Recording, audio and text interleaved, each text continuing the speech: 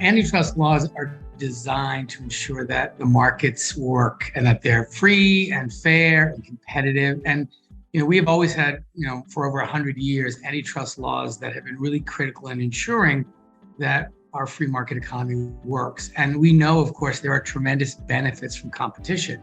You have more choices, you have better quality, you have more innovation, you have better prices for consumers, better conditions for workers. So having competition benefits the economy tremendously. In Congress, there's two different sides of antitrust. One is antitrust enforcement, which is more of an executive branch, Department of Justice, FTC area. And then there's the congressional side of it, which is where, if you take my view, we create competition in the marketplace. But really, at their very basis, it is so that one particular actor can't have so much market dominance that they control an entire market of something. For a long time, I think our antitrust enforcers and frankly administrations of both parties, presidential administrations, didn't really provide the kind of attention that they should have to good competition policy. And particularly in the technology sector, these technology companies were allowed to just grow and grow and grow and become near monopolies, and some of them are monopolies. And I think it was in part because they were great American companies, they were creating jobs, and people thought, oh, just let them go, without really understanding what the implications were of that kind of dominance. And so we conducted from 2019 to 2020, the House Judiciary Committee on Antitrust conducted a bipartisan 16-month investigation. We had dozens of hearings. We looked at the markets really from top to bottom, over 1 million documents that were reviewed. 240 market participants participated in that investigation. We generated a 450-page report, a set of recommendations. And what we found at the end of that investigation is that Congress needed to do its job and enact new laws to ensure a fair and competitive market. With the exception of the East Indian Trading Company, I think we're truly witnessing four of the most powerful companies in the history of the world. And you can go Google, Facebook, Amazon, Microsoft. I mean, and they really are. And they're great companies. Microsoft's second largest campus in the United States is in Fargo, North Dakota. But they also have created a space where, they control the vast majority of the information flow and how we consume all of those things.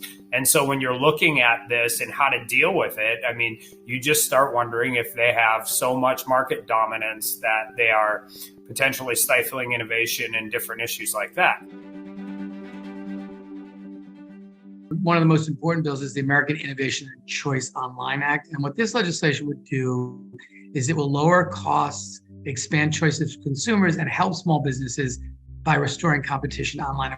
What it does is it prevents businesses from favoring their own products and services. And this is some of the worst abuses in big tech that really favors the incumbent, these large companies. It will stop these large platforms from using their dominance to destroy competition and to really rig markets in their own favor. So, for example, it would prevent Amazon from stealing confidential business information from small businesses on their platform, pushing competing products down in their search rankings and artificially inflating search rankings for their own products. If you're going to sell online, you're going to sell on Amazon. So if you're a brick and mortar store in a small town in the Midwest, you don't really have a lot of bargaining power to do that. And there are real questions, right? Amazon has a server industry. Amazon has some of that. And the laws range the gamut, right? They're like, break them up. I don't support some of those, like where Instagram and all of these different things would be broke up. You'd separate the servers from that. And then I think there's other areas where we should really talk about how we increase competition, how we allow more access to the marketplace.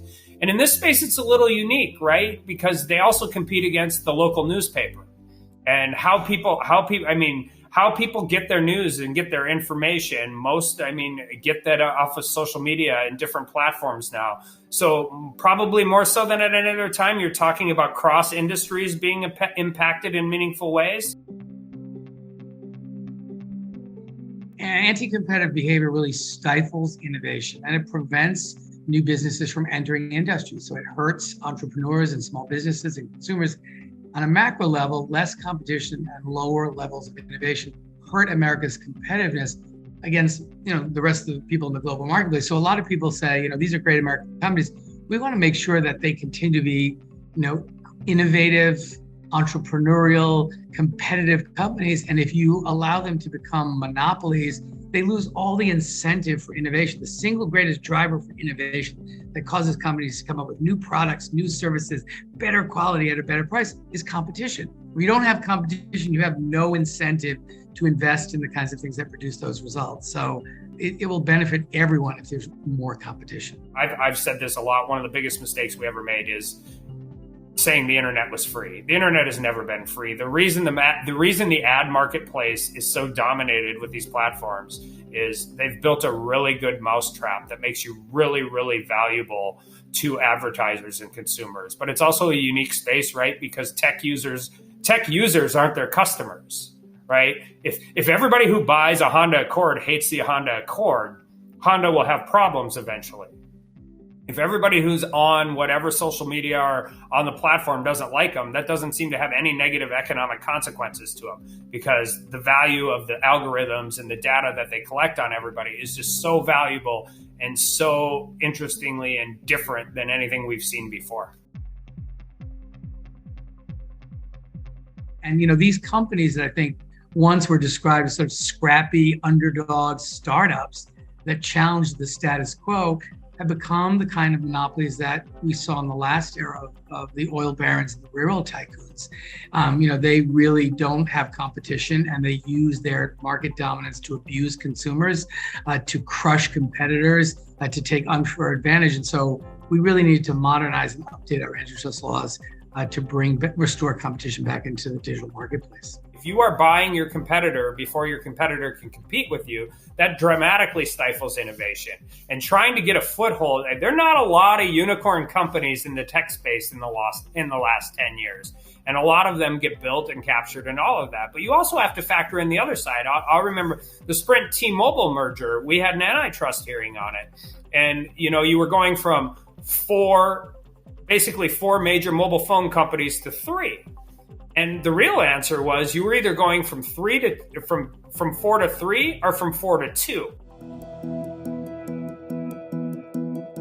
I think if you look throughout our history, it's been very clear that for markets to thrive in a sustainable way and for consumers to benefit from the overall health of the economy, it benefits tremendously from strong antitrust enforcements to stop abuses and to prevent monopolization. There is no good that comes from a monopoly. When they have the kind of market power that gives them the ability to operate with no competition, it doesn't produce good results for consumers, for small business owners, for innovators, for entrepreneurs. So of course we want an economy that works, that's free and fair, but we've always had guardrails to ensure that monopolies are not allowed to abuse their dominance to the disadvantage of competitors or consumers or other small businesses. If you can't get it in Apple's iOS store, or if you can't get it in Google's store, you don't have access to the internet. And we could have the conversation about Rumble and our Parler and all of that, but they got wiped off the internet in about 48 hours, right? And it wasn't just because they lost their servers, it's because they lost access to the app store and all of that. And I think one of the mistakes both sides make, left or right or whatever, is you're not necessarily going to conform private business to do what you want them to do.